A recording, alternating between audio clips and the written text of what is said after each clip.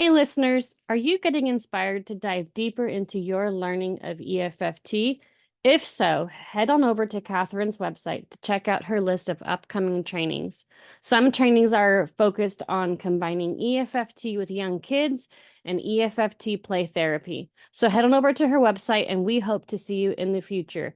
Check it out at KATHRYNDEBRUIN.com, CatherineDeBruin.com, and we hope to see you in the future.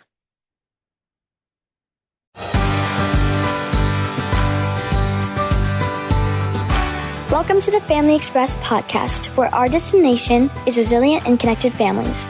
Come aboard with your hosts, marriage and family therapists Catherine DeBruin and Rhonda Evans, to explore the world of emotionally focused family therapy, a model developed by Sue Johnson and colleagues.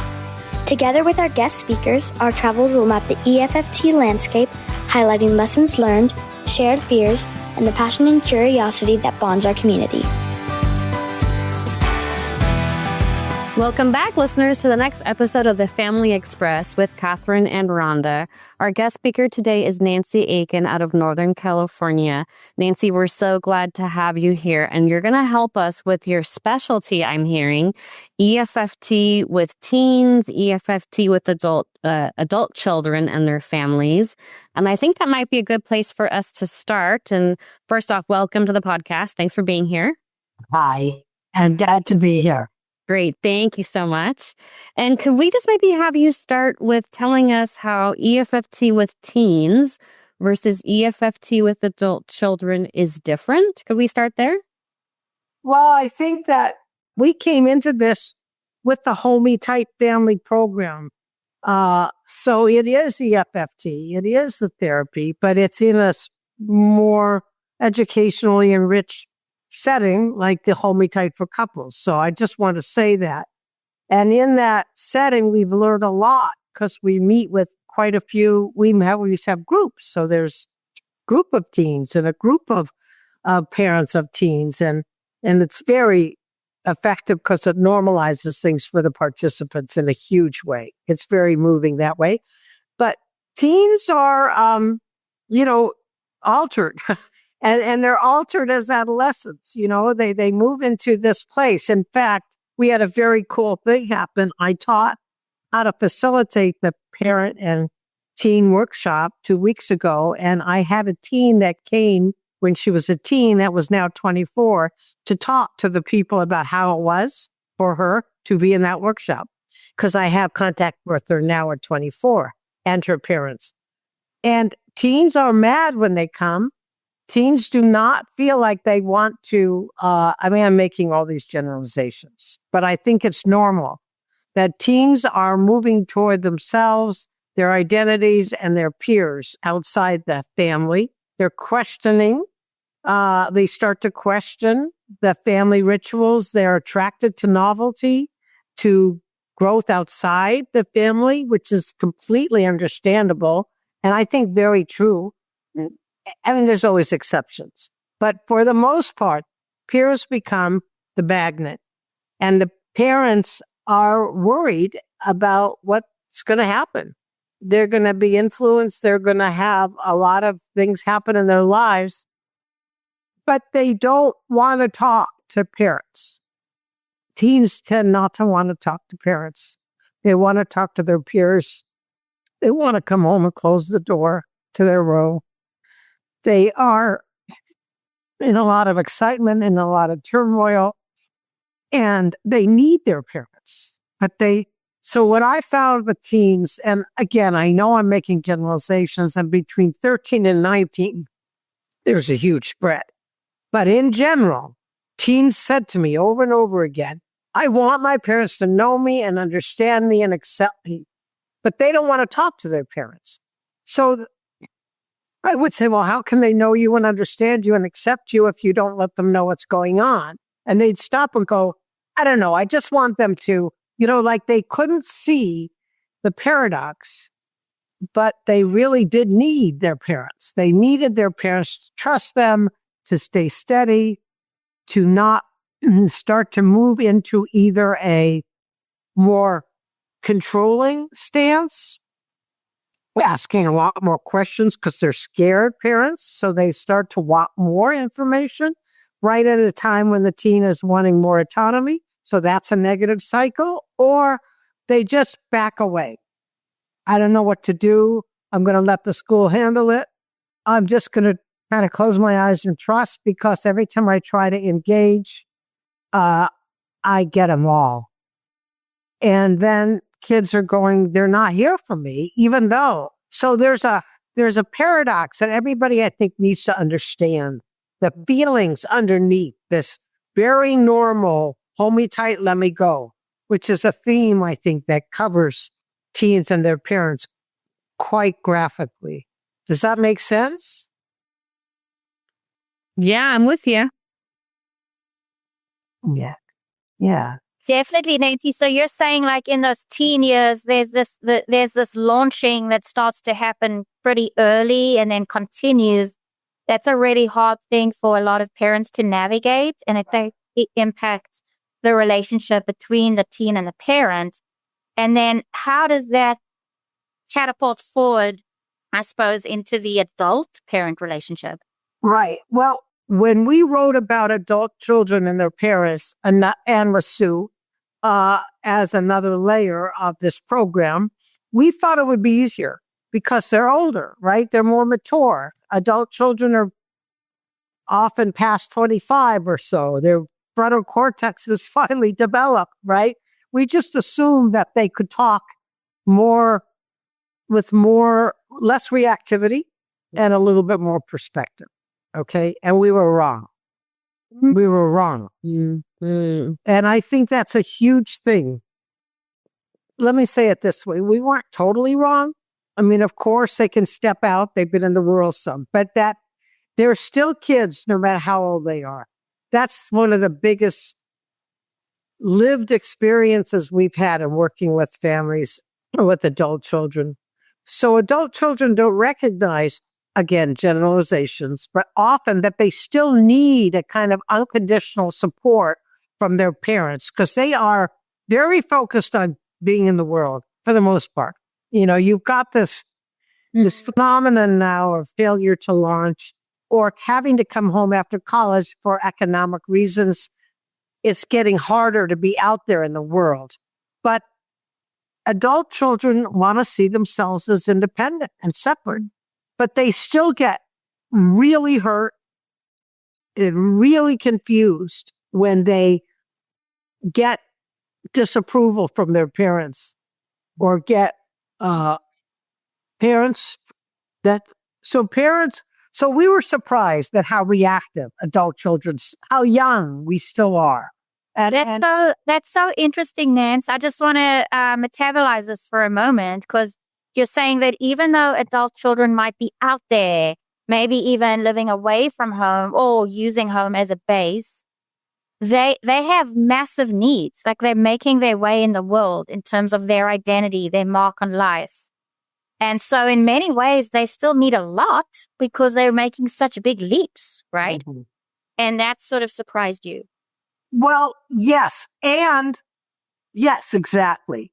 But also it's wired in to keep needing your parents to be the stronger, wiser other. In some ways, it's not even that situational, although it gets cloudy because I'm on my own. You don't have to tell me who I'm going to date, except for I really want you to like who I picked, and you don't. So now we're in a crisis, right? And then they don't see themselves as much as their parents, right? The parents are too critical. They won't let go, or they don't care, or they're really angry that I've chosen, a different path, which actually can happen. But the attachment system doesn't change in a basic way. They still want a kind of safe haven and a secure base, and they get very upset when that's not given. And on the parents' point of view, it's even harder because parents are trying to struggle with letting go. We have this need to protect and nurture, and we don't grow out of that need just because we're 40 or 50 or 60 or even 70, right? Yeah. So now, let me see if I'm getting the visualization in my brain. So the parents are pretty clingy. Like, we want those kids to miss them. We want moments with them because we miss them so much. And the adult kids, though, they just want confidence. They want your confidence, you kind of giving them an attaboy, right? And not too much advice unless they really ask for it. Perfect. Exactly. And then the other side of the coin, which again, I see this as normal, which is maybe why you think I'm empathetic. I really just do, because the other side of the coin is parents are like, I'm done. I want to be off the hook. I'm not missing you that much, frankly. I'm sort of like, finally my turn. Like, we're going to sell the house and move into like a condo. And maybe me and my partner are going to maybe travel. We never got to do that. We got, maybe we had children young. And the kids are like, sell the house. What about my room? I mean, they haven't been in their room in 20 years, but it's their room, a little house. Or they'll say, and this is even more difficult with a lot of feelings. You have grandchildren now. What do you mean you're going to move away? Yeah. Don't you want to be with the grandkids? What? And or I need your help with the grandkids. Sure, Nancy. I mean, that's a wide spectrum of the parental responses to launching and living their own lives. I mean, do you have any opinion on which parents are like, come back home and lean on me for as long as possible versus the parents that are saying, oh, I'm looking forward to some space for myself? Do you have any theories about that? I don't know what correlates with those strategies. We can all guess. I think that the most important thing, and maybe that's why you think I'm empathetic. You are incredibly empathetic, Catherine. But just so much so. But is that they all make sense. It makes sense. Like, I want my kids around, even though I'm ambivalent. I am ambivalent, right? I start to, I miss them, but then I start to enjoy myself a little. And then they say, I'm coming. And actually, I'll stay the weekend. And I'm a little like, wow, okay. I mean, of course I'll say yes, but I'm like, I was just planning on, driving to the cabin with my husband. That would have been a nice day. I'm probably not going to do that now. It's not without ambivalence. Okay. But I do think that I want the connection. And I don't mean to get into gender roles. All I'm telling you is, in our experience, and my experience personally, I would always say, let's open the door to the kids, no matter how old they are. And my husband, not so much. He will follow my lead. Mm-hmm. And he really loves the children, but he gets tired. He's looking forward. Like, when they left the house, he was thrilled. So, like, even in your family, you had two parents and each of you were slightly different. You were more like, hey, let's have more time with them. And he was a little bit more like, hey, let's get us some of our own time. So exactly. Okay. And then the kids respond to each parent in different ways, which is normal also, because attachment is dyadic. So and then part of what we try to help people understand, well, it's definitely in the program, but in therapy too, is that none of this makes you a bad person. And you do feel differently with one parent than the other. And parents can sometimes feel differently about one kid than the other. And this idea that everything's always equal and everybody loves everybody exactly the same way and exactly the same amount is just not reality. Yeah. But it doesn't mean you're not loved. It just means that you're loved in different ways because you're presenting different challenges. Thank you for saying that, Nancy. That's just so true and sobering and amazing. Yeah. It is sobering, Catherine. I think part of being a parent to an adult kid is kind of continual loss, continual grief. yes, you get the enrichment of more family if you get along and grandchildren that are adorable. Yeah. It's really warm, but there's a lot of grief that comes from the differences, the moving away, the different choices people make. You know what, my friend? My son is about to turn 16 and he's been making this journey away from me for a couple months. And it's been fascinating and sad. Like, I noticed that he's all about my husband. Like, even say goodnight to my husband and forget to say goodnight to me, or leave school, forget to say goodbye to me. And I just see the difference. And I'm just trying to say, you know what? He's pushing me away so that he can become his own person. Right. Trying to really understand what it means developmentally and give him that space. Right. And then occasionally, like yesterday, he just come and sat on my lap. And I just told him, and I just try to say, this could be the last time this ever happens. So enjoy the moment, right? But it's a very weird feeling as a parent to have carried and nurtured and breastfed that kid. And then to think that he's going to have his own family and it's not going to be about. Like, you're really feeling it. You're really starting to feel it. Yeah, it's happening for sure.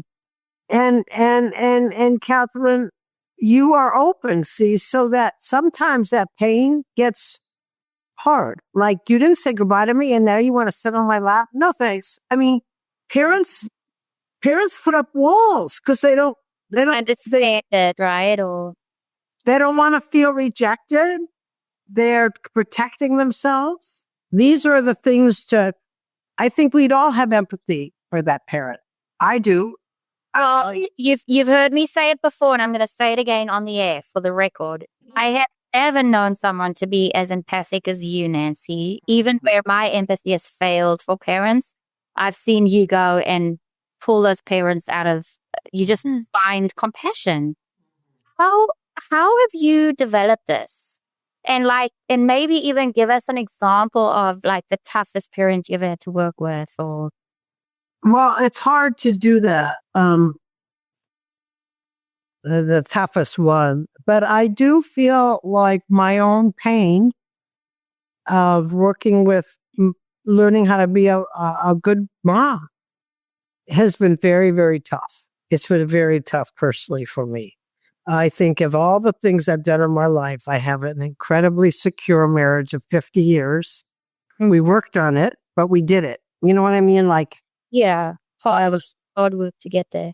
And I've been successful professionally, thank God. I did well. But as a mom, no confidence. Very, very little confidence. I'm sure it's very much how I was raised, with a mom that didn't feel confident in her own life. And so there was not a lot of connection, actually, between me and my mom. And so I think my own pain is what helps me understand people, because I've worked really, really hard, and I continue at 73 to work really hard at trying to live the stuff we learn. And if I'm having so much trouble, and I'm a good person, they're good people too. Yeah. Like, no one wants to screw up being a parent. Yeah. And when you start to feel like you have no idea what to do, I've been there so many times that I can just say, I know how that feels, and I really do. And people share their dread of being a parent. People share, I don't know what to do now. I really don't know what to do now. I would say, we just had the workshop, and all the parents that were there were very different, socioeconomically, and they actually lived in different parts of the country because it's online. But they all felt inadequate in moments. Like, I thought we'd be done. That's the other thing. I thought we'd be friends now. And you'd forgive me for what I didn't know how to do. And I can stop feeling inadequate. And that doesn't happen. Yeah. So that's what I mean by grief, like. Yes. So when the adult, like there's the one fellow who he's not the hardest parent, but I think there's a general theme that parents want to be understood as well. So this one physician, extremely, successful. He had 4 different practices around. He lived in a different state. And his son, who was also a dentist, he kept telling his father that he said, "You have attachment problems. I don't feel close to you." And this father did everything he could to make enough money because he grew up poor to make sure he gave his kids what he didn't have. And he could not hear it. He didn't have any idea. What do you mean? I don't have attachment problems. I love you. I'm giving you all this support. And he's like, I do want the money. I mean, he said, I appreciate what you give me. He helped him with the house or something. But I'm talking about being close. And this father could not, his view of himself had no room to let this perception in. Yeah. I worked with them. I made a little bit of a dip, and I just got a text this morning. I'll tell you, because this is real. This is real. The guy said to me that the son said, of course, no names. Thank you a lot, Nancy. I was feeling pretty defeated until that last breakout room. It seemed like I didn't matter how many times I would say and point out, correcting my misunderstanding or clarifying my selective hearing was not helpful, was blocking communication and damaging trust. I was just told I was the angry, resentful kid to ruin his life. I appreciate your intervention to finally just listen. So that's what I, helped Dad do. I said, look, I get it. You've done everything. You have nowhere to put this. It's going to be the hardest thing. I said something like, your father is in a realm that he's never been in before. He's in charge when he goes to work. And now you're telling him something that he has no way to understand. It's going to take some time. It's just going to take some time. Now, I think you would feel the exact same way I did. I mean, the father was pretty defensive and sort of clueless, but Yeah. it was just, he was completely like a fish out of water. Oh, yeah, that's what I was thinking, Nancy, as you were describing this. This is a foreign land for the father.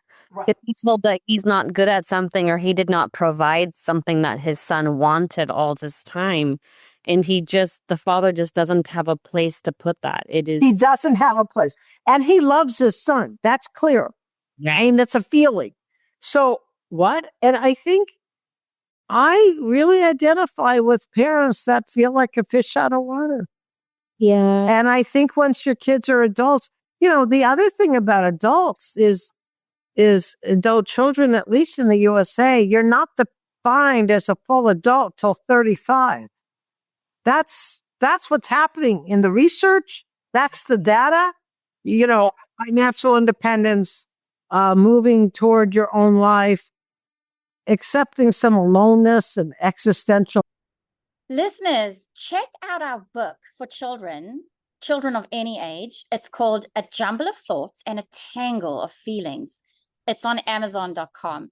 If you know a child out there who is having a tough time, but unable to put that distress into words, this book is your guide to helping them figure out what is going on. Whether you're an educator, a therapist, or a parent, we really think this will be a helpful guide for you. Existence outside of your folks, being able to, move in that direction takes a long time. And parents don't know that. 35. Wow. 35. And parents don't know that. And kids don't know that. When I give them the data, kids are incredibly relieved and parents are incredibly horrified. But I'm just like, I thought we were done. Apparently not. Like, I was the beginning of maybe being done. Right. And the adult child is like, because I felt like a failure, because I can't. I had to move back home. I don't want to move back home, but I can't afford, and it's a huge thing now. People in Europe and in Norway are writing me letters because our programs in Norway. Parents seriously saying, what do I do now that my adult child is now back in my house? Do I charge rent? Yeah. Or not? Do I provide meals or not? Do you stay separate? But I don't know how to be separate. Yeah. Right. So the dilemmas are multi-layered. You can see that, right? Yeah. Mm-hmm.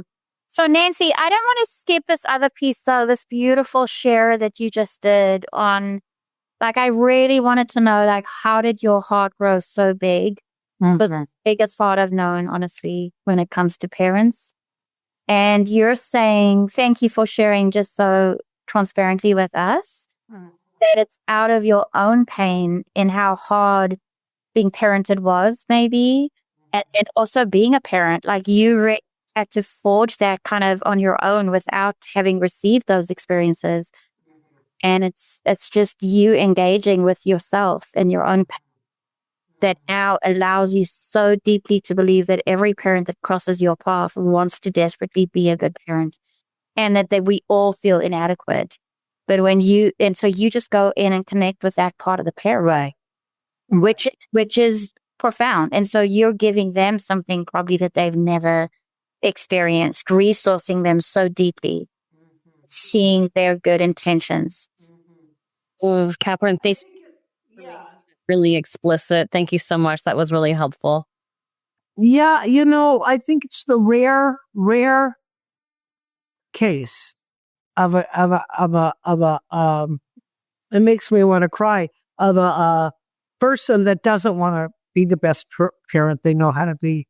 One of the moms yesterday sat in the workshop. She was young and, single. I mean, didn't have a partner, had 2 children. She was on her own with her children. And she said, and these were her words, I had such a craving for contact physically and relationships for myself that I know I neglected my children. And now she was in her 70s and she said, what do I do with my guilt? I couldn't help it at the time. And then alcohol was involved. Well, luckily I haven't had those problems of addiction, but total compassion for her. Yeah. I mean, she feels terrible and she was caught and she didn't know how to stabilize herself. Another mother, her daughter, who was parentified, and she was, said, my mother made it really clear. The only way I'll be unconditionally loved is if I have babies. So she kept trying to have more babies. Okay. Yeah.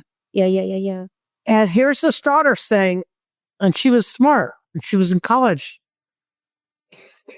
I know that's sort of messed up, but I feel for my mom. So I try to love her as much as I can. Yeah. No, we can all I can sit back and criticize that. This codependency, it's lopsided. We're not supposed to do it that way. Of course we're not. But we're talking about real life. We're not talking about what we read in the book. And so I support the daughter in how that's been for her, but I don't feel angry at the parent. I just don't. There are certain parents. I mean, I have I can't, there's certain levels of real taking out anger on kids that I can't bear. Yeah. But the empathy doesn't sort of really disappear, actually. It's just, you have to stop that, Have you ever, Nancy, had to work really hard at that in a family session? Sure. And be third parent? I'm sure I have. That's sort of not where I get stuck, though. Okay. I get stuck in different ways. Yeah. I do. I remember working with Paul, and actually Gail was supervising us just because this was a tough family. I love getting consultation, even now. And I remember I brought Paul in because this was a hard family, two academics in Davis, kids sort of, both of them adopted, kind of acting out. And Paul got really irritated with the mom, really irritated with the mom. And because she kept interrupting her kids and not listening to them in the session and sort of shaming them and stuff. And he, said, kind of stopped her and gave her some feedback, right? And she just was furious. So we had supervision with Gail around how Paul could try to repair that with mom. Okay. I wasn't irritated. I mean, I'm not a saint or anything. I get mad at plenty of things, but that did not, I just could see the mom was desperate. She had know what else to do. Yeah. Does that make any sense what I'm saying? Yeah, absolutely. And you're modeling just such good stuff for us. Number one, you're such an expert in my eyes, but you still seek out consultation. You bring in a co-therapist when need, but definitely. Paul got triggered and they had to work on repairing. And you do get stuck. You just get stuck in other areas. And I suppose just starting to know where each of us gets stuck is important. For sure. Yeah. For sure. I think that if I hadn't had all the therapy I've had and continue to have at times, if there's a particular difficult situation in the family, we've had some difficulties, all families do, I probably wouldn't be able to have self-acceptance. Because you have to know how to accept yourself or you can't accept your clients, And if you have a trigger that's similar and you don't accept yourself, you're certainly not going to be able to give that to your clients. Yeah. It's like, you're wrong. You can't do that, right? And you can't do that if there's a behavioral abuse or anything. We have to, step in. But yeah. To not have a feeling about it, right? Yeah.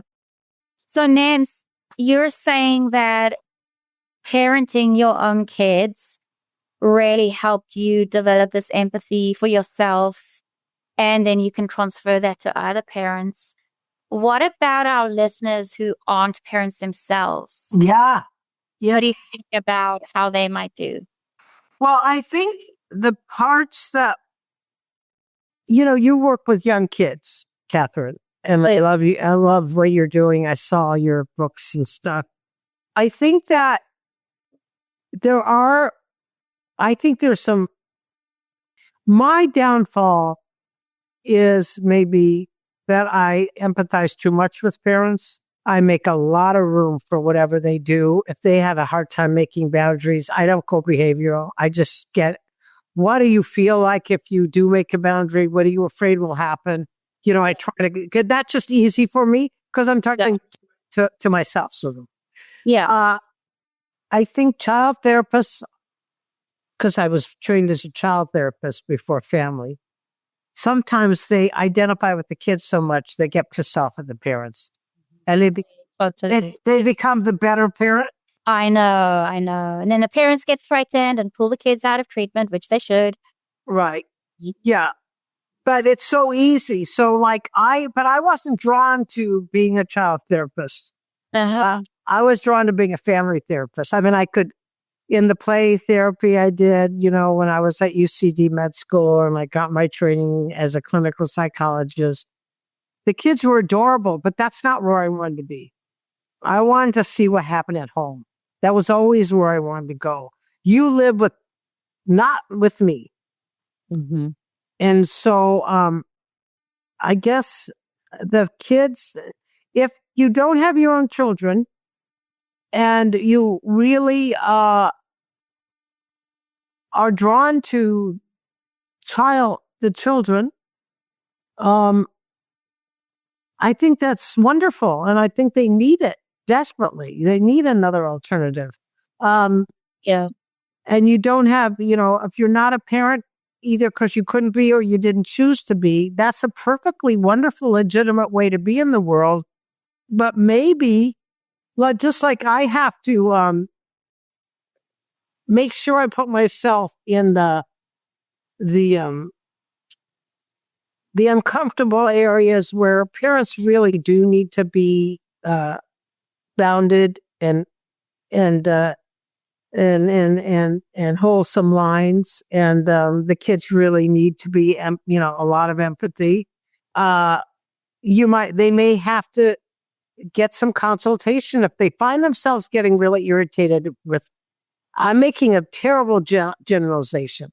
There's been a stereotype where child therapists will contact me, Okay. and say, please work with the mom. She's unworkable. That's the phrase I hear. Okay. And that's not a phrase I like. Yeah. Let's look at what's going on, because every mom wants to be workable. That's really what I assume. But they're advocating for those kids. And I've seen them say, I mean, this has happened quite a bit where they'll say, I can't see her. She just triggers me. She's impossible. Every time I tell her, don't send that kid to the Spanish immersion class, they have a learning disability. They will feel inadequate and fail. She'll say, no, I want them to learn Spanish. All right. This is like a Davis thing, because there's high achieving academic professors that are saying they want, right? I can't bear it. They get mad. I understand. But I also feel badly because that mom comes to see me, and this has happened a lot. And the mom says, well, they told me I was unworkable. I know they sent me to you because they think I'm unworkable. And they'll see my husband. So now my husband and the therapist are working with the kid, but they're my kid too. Yeah. Am I really that bad? Yeah. I don't know if I'm answering your question. I hope I am. No, I love it. I was fantasizing that the child therapist and the family therapist could work together. And I love that, hey, I just tend to have more empathy for the parents, or more curiosity. And Right. there's a lot of us who are trained in play therapy who are all about the kids. And so we can all lose our balance somewhere. And we be aware of this and do whatever we need to find that empathy and compassion. And that does mean going to consultation and being, hey, I'm triggered. I'm getting annoyed. Hard for me to hold this person in the scissor. Right? I think when you're holding a family system as a therapist, you have to grow such a massive amount of tolerance for the anxiety that system holds, and that we're constantly trying to grow that ourselves. Constantly. And we're going to grow it when we can realize where we get triggered. I just had a parent reach out to me 2 weeks ago saying, we're going to fire you and find another therapist because there hasn't been enough change in our child. And is my kryptonite. And I hate that so much. And then how do I look at that happening and say, the system is struggling and they're letting out air here. And how do I even lean in when my head's on the chopping block and hold them, yet as a sign of them reaching out and saying, we need souls, Catherine, for tender love and care, but that's threatening me. How do I run through that? I'll confess something to you where I think you made me remember my hardest parent. My hardest parent. Yeah. This was really weird. Okay. And this was recent. I saw a psychologist, mom, senior person in the country actually, and her daughter, who was also a therapist. Okay. And they wanted to come to see me to work on their relationship. And I did EFT, like I do, EFFT. And about, I don't know, 3 months in, the mom said, I don't like this approach. It's not for me. You interrupt me. You direct me. You don't listen to me. This isn't working for me. And I've been in analysis, and I've been in this, and I've been in that. And I actually wrote that book. Did you read the chapter? I'm serious. So this doesn't work for me. This isn't my way. And you clearly underneath that, it was like trashing what I was doing. And the daughter, who was in her mid-30s, said, I think she's great. And I think you were getting a lot. And I've watched her support you, Mom. But if you don't want to do this, it's not going to work. So it's okay.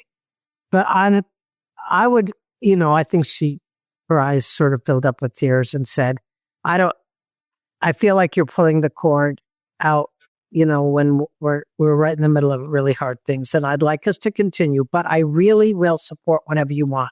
And I could see this was a typical thing for the daughter to kind of back away. Like, I'm not taking this on. My mom. So I had the feeling my mom has done this before, sort of, maybe not with therapy. Yeah. And Mom said, no. If you want her, I don't want to disappoint you. Let's keep going. And I processed how they felt with each other. And at the end, she said to me, well, this was worthwhile. We went on for another 8 months, doing some very hard work about their past, because they had a lot of trauma to work out in things that affected their relationship, very difficult. And then about 8 months in, she said, hey, Mom said, hey, I think it's time to reevaluate, right? We're going to reevaluate. And I said, oh, sure. Yeah, I probably should have said that earlier. Let's do it. And the next session, she came in and said, I'm done.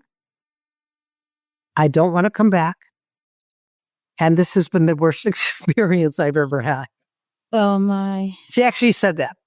Wow. No, she said, of all the therapy I've been in and all the therapy I've studied, this has been the worst experience I've ever had.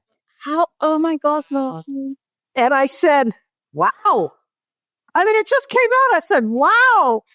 Wow. And I said, because I had no indication over the last 8 months that we were doing good work. And she said, well, I was biding my time, waiting for my daughter to get more of what she needed. I think we're there now. I'm not coming back. I just need you to know. She said, I don't want to hurt your feelings.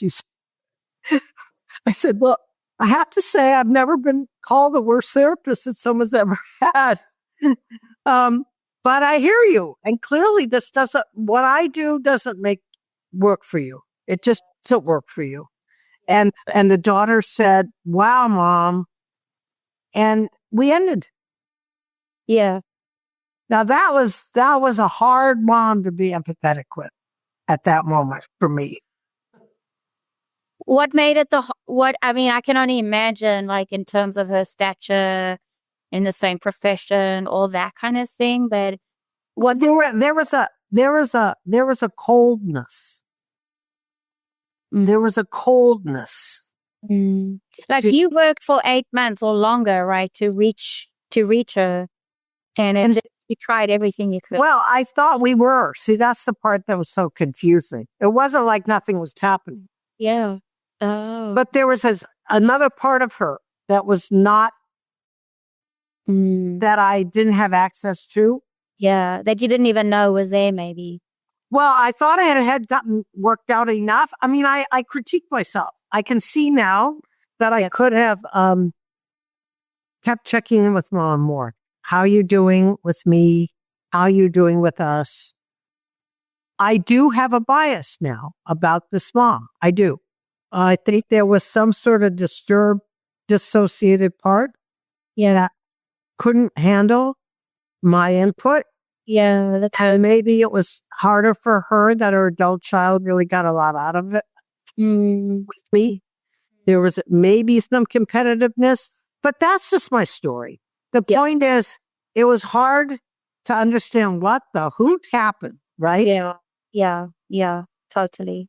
Yeah. Oh, thank you. Thank you for sharing that story. That's priceless for us to get to hear about, Nance. It was weird. But I guess I'm confident enough at 73. I figure, I mean, I just go on. I should have checked the alliance more. I don't want to write it off as she was unworkable. I don't want to do that. Yeah. I just want to learn more. But I can say at that moment, I felt protective of myself rather than empathetic with her. Yeah. But I did what I was supposed to do. I supported her and agreed with her. I didn't argue with her. I didn't say, don't you see what I did? You don't say, you just don't do that. When you do this work for long enough, we're all going to have a story like this, or many. The good thing is we just need to start talking about it with each other. Say, yeah, it's normal. And we pick ourselves up and we keep, right? Like you said when you were fired, right? Yeah. It doesn't feel good. Yeah. It doesn't feel good. Does not feel good at all. Yeah. Yeah.